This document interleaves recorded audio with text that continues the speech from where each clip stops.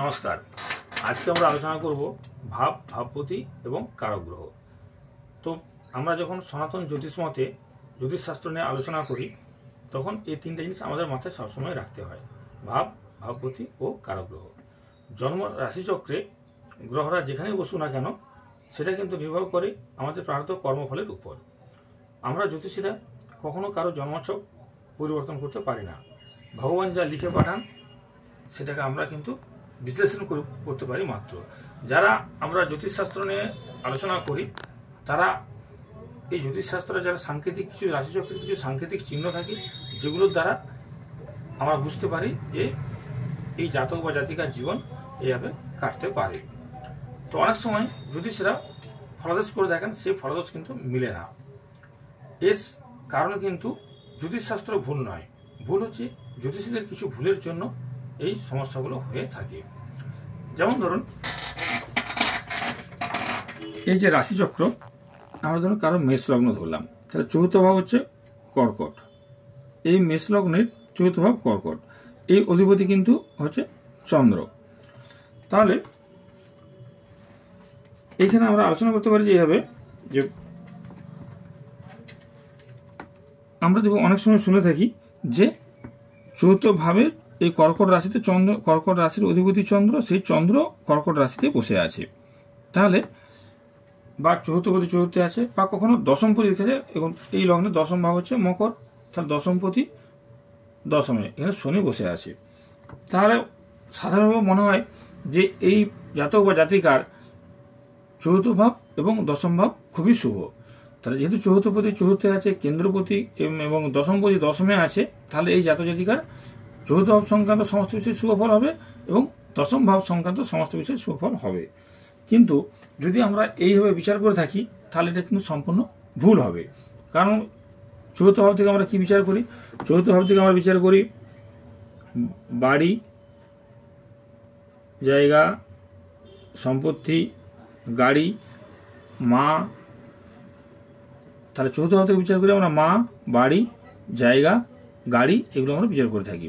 তাহলে কারো যদি চতুর্থপতি চতুর্থে বসে থাকে তাহলে তো সেক্ষেত্রে আমরা ফলাদেশ করতেই পারি যে ওই ব্যক্তির মা সংক্রান্ত কোনো সমস্যা হবে না, বা মায়ের দিক থেকে খুব সাপোর্ট পাবে, মা খুব ভালো হবে, বাড়ি, গাড়ি, জায়গা এগুলো সব কিন্তু ভালো হবে। আবার দশম থেকে কর্ম, এইভাবে আমরা বিচার করে থাকি। তাহলে এইভাবে যদি আমরা বিচার করে থাকি তাহলে বিচারটা কিন্তু সম্পূর্ণ ভুল হয়ে যাবে। তাহলে এইভাবে আমরা এখানে কীভাবে আলোচনা করলে, কীভাবে বিচার করলে আমরা সম্পূর্ণ সঠিক বিচার পাবো? ধরুন মেষ লগ্ন কারো, তার চতুর্থপতি চন্দ্র কর্কটে বসে আছে। তাহলে এই চন্দ্র যদি কর্কট রাশিতে থাকে তাহলে আমরা একটা জিনিস বলতে পারি যে এখানে জাতক জাতিকা মায়ের দিক থেকে অনেক ফেসিলিটি পাবে, মায়ের দিক থেকে শান্তি পাবে, বা তার মন মানসিকতা স্থির হবে, এটুকুই বলা যায়। কিন্তু চতুর্থ ভাব থেকে যখনই আমরা বাড়ি বিচার করব তখনই কি হবে? বাড়ি বিচার করব তখন এই চতুর্থ ভাব প্লাস মঙ্গল সমান বাড়ি। তাহলে চতুর্থ ভাবকে ভালো হতে হবে, সঙ্গে মঙ্গলকে ভালো হতে হবে, তবেই বাড়িটা তার হবে। অর্থাৎ মঙ্গল হচ্ছে এখানে জায়গা জমি বাড়ির কারক গ্রহ। এই মঙ্গল হচ্ছে জায়গা জমি বাড়ির কারক গ্রহ। আপনার চতুর্থভাবে চন্দ্র বসে আছে, তাহলে আপনি বলেন খুব শুভ। তাহলে আমার যদি মঙ্গল খারাপ থাকে তাহলে কিন্তু বাড়ি হতে চাইবে না। তাহলে চতুর্থ ভাব ভালো হতে হবে, সঙ্গে চতুর্থ ভাব চতুর্থপতি ভালো হতে হবে, সঙ্গে মঙ্গলকে ভালো হতে হবে, তাহলেই তার বাড়ি হবে।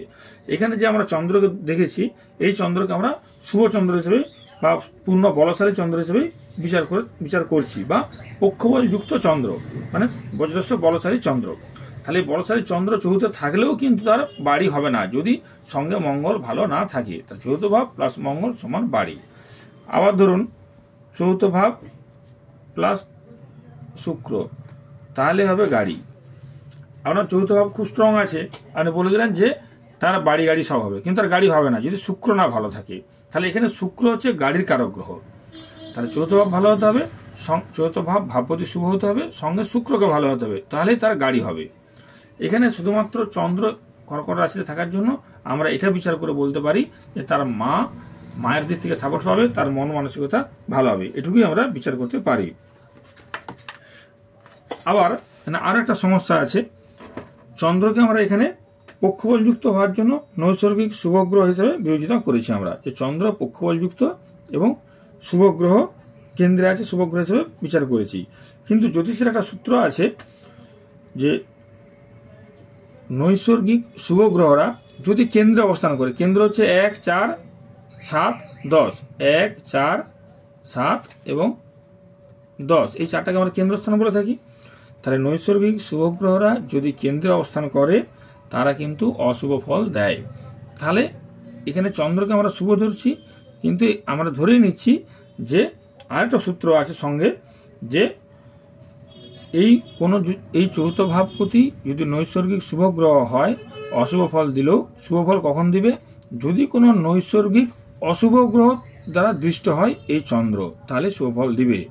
তখন নৈসর্গিক কোনো অশুভ গ্রহ দ্বারা যখন এই চন্দ্র দৃষ্ট হবে তখন এই চন্দ্র থেকে শুভ ফল দিবে। অর্থাৎ এইখানে মঙ্গল যেমন কারক গ্রহ হলো জায়গা জমি বাড়ির, তেমনি শুক্র হলো এখানে গাড়ির কারক গ্রহ। আমরা এই চতুর্থ ভাবের সঙ্গে মঙ্গলের বিচার করব, আবার গাড়ির জন্য চতুর্থ ভাবের সঙ্গে শুক্রের বিচার করব। এগুলোই কিন্তু কারক গ্রহ, মঙ্গল, শুক্র।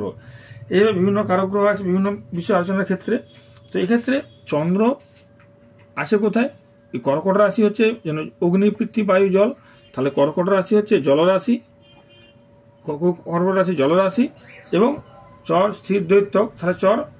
তাহলে কর্কট রাশি হচ্ছে চর রাশি প্লাস জলরাশি। তাহলে এইখানে চন্দ্র থাকার কারণে এই ব্যক্তির কিন্তু মাকে নিয়ে অস্থিরতা থাকবে এবং মনের উপরেও একটা তার মানসিক অস্থিরতা থাকবে বা মানসিকভাবে টেনশনযুক্ত থাকবে সবসময়।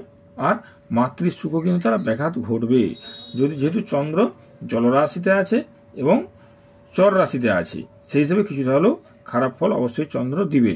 তাহলে ভাবপতি যদি ভাবেও বসে থাকে বা নিজ ঘরেও বসে থাকে সবসময় যে শুভ ফল দিবে তা কিন্তু নয়।